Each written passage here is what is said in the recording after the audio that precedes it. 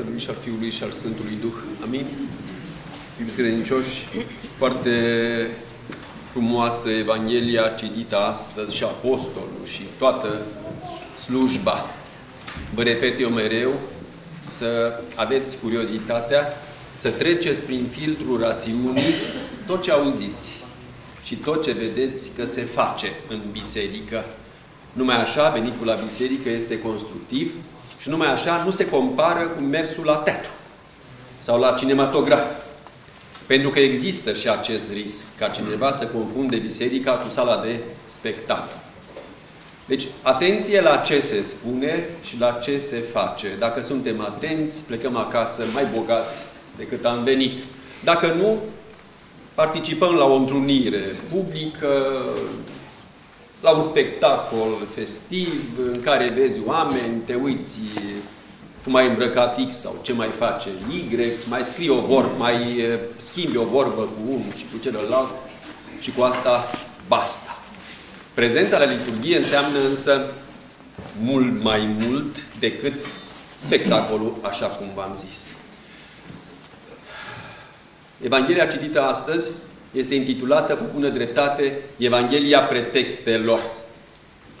Foarte frumos. E un lucru pe care eu l-am la inimă din tinerețea mea. De ce?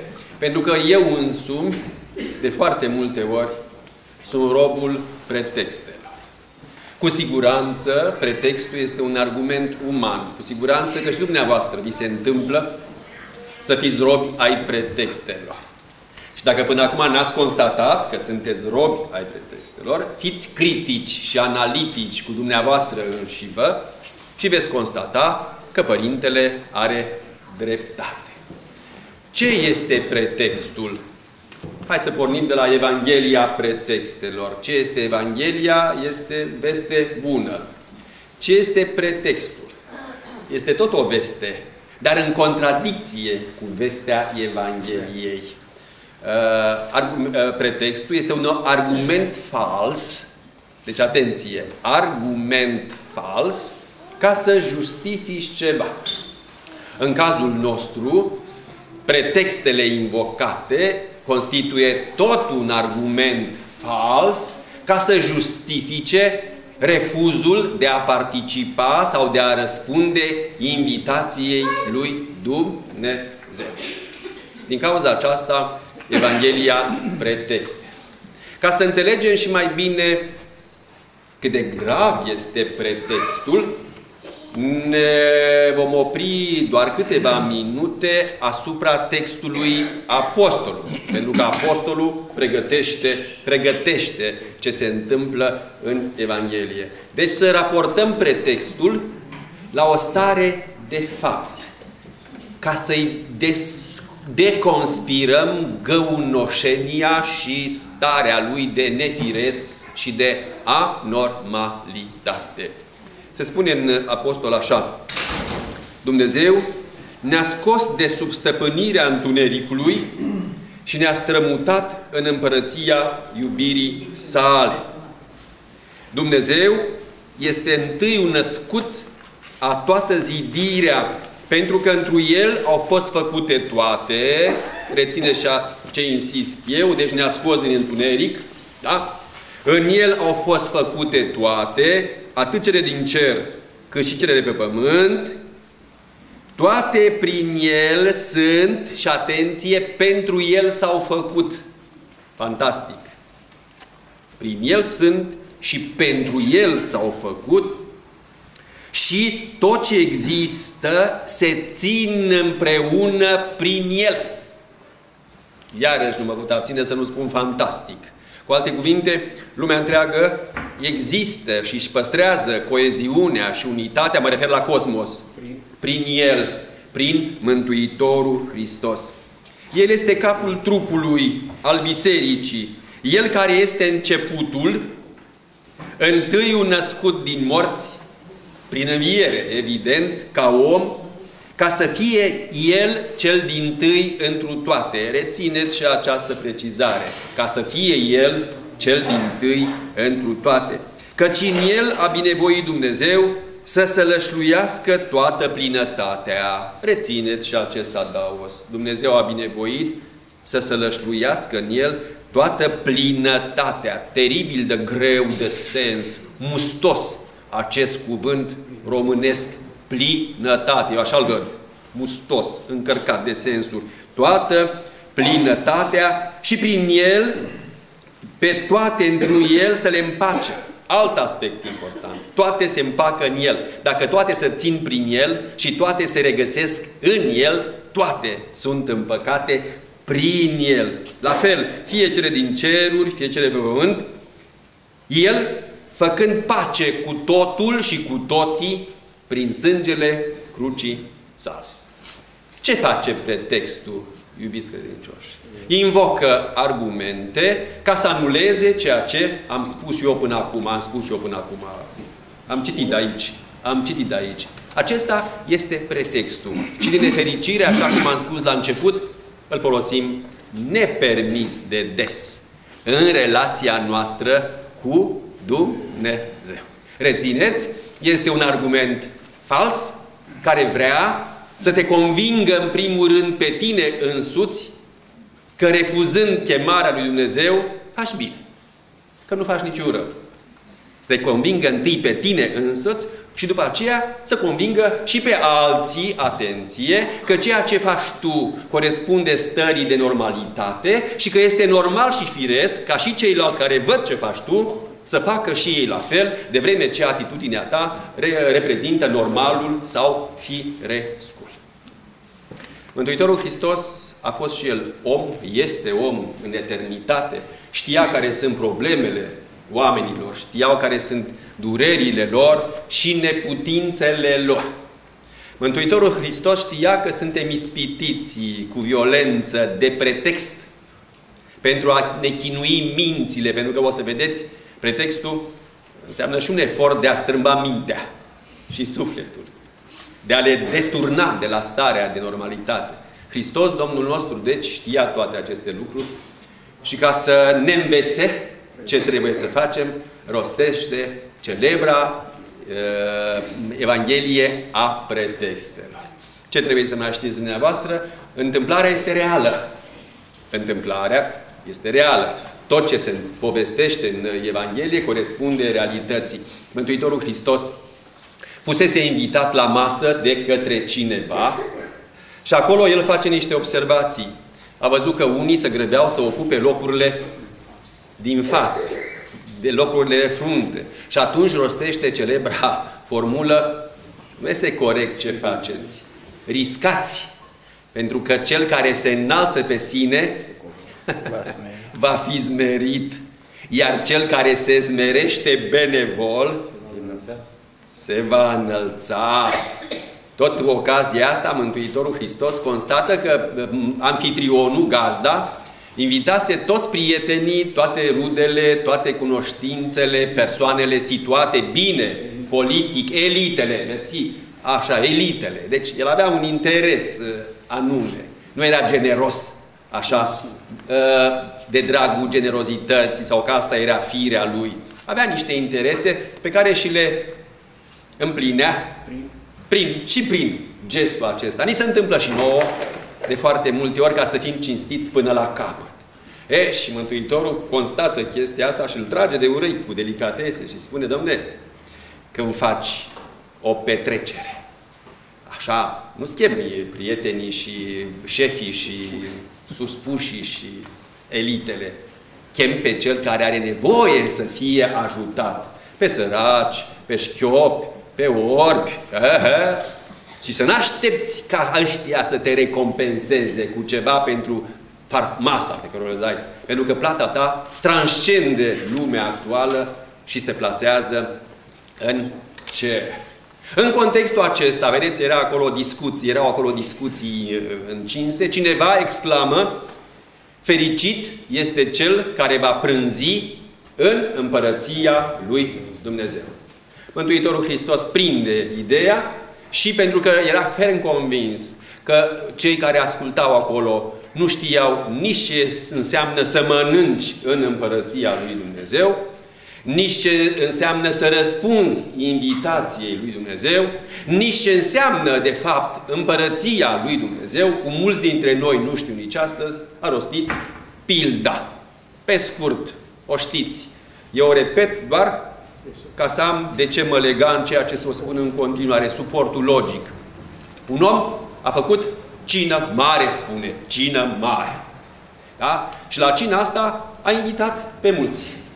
S-a pregătit săracul, a cheltuit și a venit momentul cinei și a trimis slujitorii, duceți-vă și chemați invitații, pentru că masa mea este gata. De aici încolo începe durerea. Pentru că invitații, spune Evanghelia, ca și cum s-ar fi înțeles. Rețineți?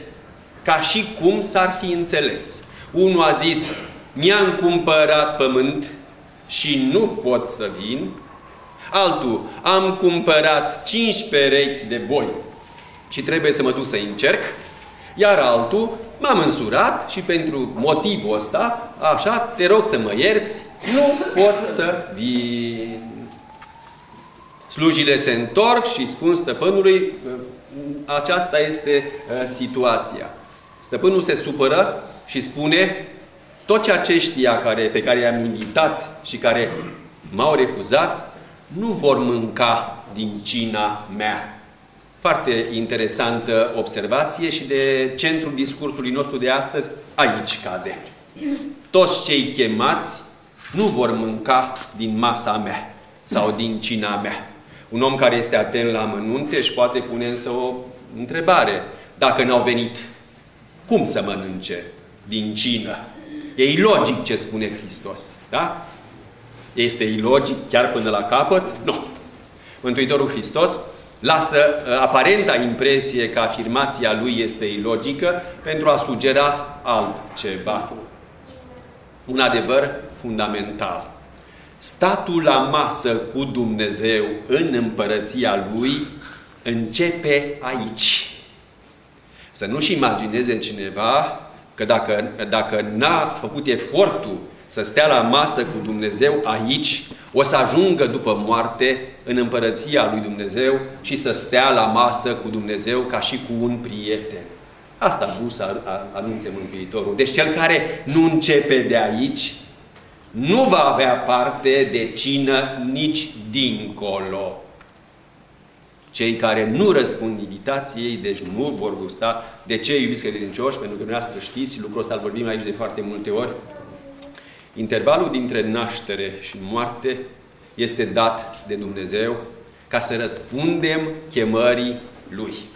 Dumnezeu știe că din vari motive nu răspundem imediat.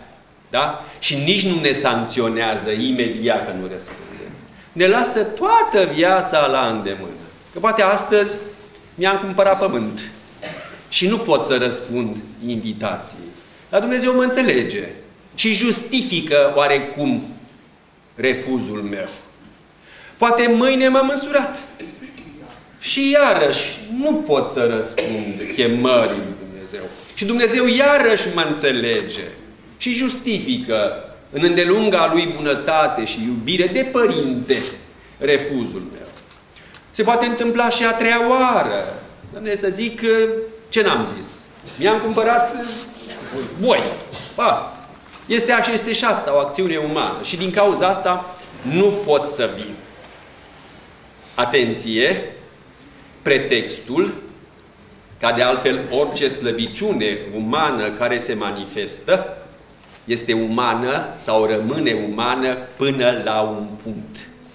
Când se cronicizează, are tendința firească de a se eterniza. Și fac observația asta și o apăs. Deci când refuzul de a răspunde lui Dumnezeu se cronicizează, el de fapt se eternizează, pentru că cel care refuză aici va trece dincolo, separat de Dumnezeu și va rămâne separat de Dumnezeu pentru eternitate. Este interesantă și relația pretextului cu conștiința noastră. Vă spuneam la început că pretextul constituie în ultima instanță și o deformare a rațiunii și a simțirii noastre. Deformare pe care nu o face altcineva. Nu o cultivă altcineva și nu o susține altcineva. Noi înșine. Adică noi înșine facem efortul de a ne strica firea. Pretextul are la bază o logică, vedeți? Este o falsă logică, dar este o logică. Mi-am cumpărat pământ. Am cumpărat boi. M-am însurat. Deci, aparent, este o justificare. Aparent, există o justificare, dar justificarea este falsă. Bombardându-mi mintea și sufletul cu asemenea logici false, evident, și astăzi, și mâine, și poi mâine, și răspoi mâine, pretextul ca refuz al chemării lui Dumnezeu devine un mod de a fi. Și așa mă surprinde moartea. Trăind separat aici de Dumnezeu, trec în eternitate separat de Dumnezeu. De asta am spus că atunci când pretextul se cronicizează, el face contact sau cunoaște, de fapt, eternitatea. Deci, rețineți, pentru că este foarte grav, pretextul strică multe echilibre interioare. Biblia vorbește despre înțelepciunea vorbirii. Iarăși, înțelepciunea aceasta a vorbirii care poate păcăli pe mulți și care ne poate păcăli și pe noi înșine. Pretextul se asociază foarte bine cu înțelepciunea vorbirii. Ia să fiți dumneavoastră atenți la alții și la noi. Când vrem să pretextăm ceva, avem un debit verbal extraordinar și o eleganță a discursului care ne miră pe noi înșine. Vorbire aleasă. Vedeți câtă energie, câtă pricepere ca să strici și să nu strici pe altul. În primul rând, să te strici pe tine însuți. În linii generale, acesta este miezul Evangheliei pretextelor. Din cauza asta v-am spus de la început că este un text scripturistic drag mie, ca și dumneavoastră, tocmai pentru umanismul lui și tocmai pentru actualitatea lui perpetuă. Suntem toți oameni, toți greșim în el fel și chip, toți găsim pretexte ca să ne alinăm conștiința atunci când îl refuzăm pe Dumnezeu, dar nu uitați, pretextul nu trebuie niciodată să se eternizeze. Mi-aduc aminte, așa cu oarecare tragism în limbaj, că erare humanum est, perseverare diabolicum. Este diabolicum pentru că nu mai este uman. Nu mai corespunde voii lui Dumnezeu pe care, nu fără temei, am invocat-o mai înainte. Deci, în cazul nostru, de ce pretextele sunt false? Sunt argumente false. Pentru că nici pământul, dacă uitam chestia asta, făceam o greșeală fatală. Deci, pretextul ca argument este fals. Să ne referim la cazul de față doar, da? Nici pământul, nici boii și nici viața de familie nu trebuie să te împiedice să răspunzi chemării lui Dumnezeu. Ba, eu zic altfel. Atât pământul, cât și boii, cât și nevasta sau bărbatul constituie, într-o perspectivă autentică, argumente în plus ca să răspunzi favorabil chemării lui Dumnezeu. Aici e vorba de chemare. Și această idee, chemare și răspuns, trebuie evidențiată. E clar, sper, da? Să nu-și închipuie cineva că dacă te preocupi de pâinea cea de toate zilele, preocuparea e normală.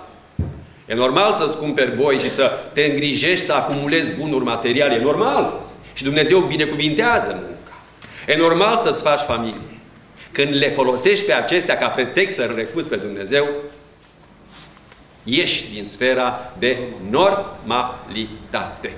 plecăm acasă astăzi cu ideea foarte clară că scaunul pentru cina reală, finală și autentică din Împărăția lui Dumnezeu se câștigă aici. Iar pericolul fundamental de a pierde acest scaun și aici și pentru eternitate este pretextul de care ne-am ocupat astăzi. Să ne ferească Dumnezeu de pretexte, să ne dea luciditatea ca să ne vedem pe noi înșine și viața așa cum sunt ele, adică după voia lui Dumnezeu, și să conștientizăm, dacă este posibil, în fiecare secundă ideea că Dumnezeu este mereu lângă noi, ne întinde mâna și că la gestul lui Dumnezeu noi putem să răspundem cu mâna noastră întinsă sau putem să pretextăm că nu întindem mâna invocând argumente false care constituie, deci, conținutul pretextului de care ne-am ocupat.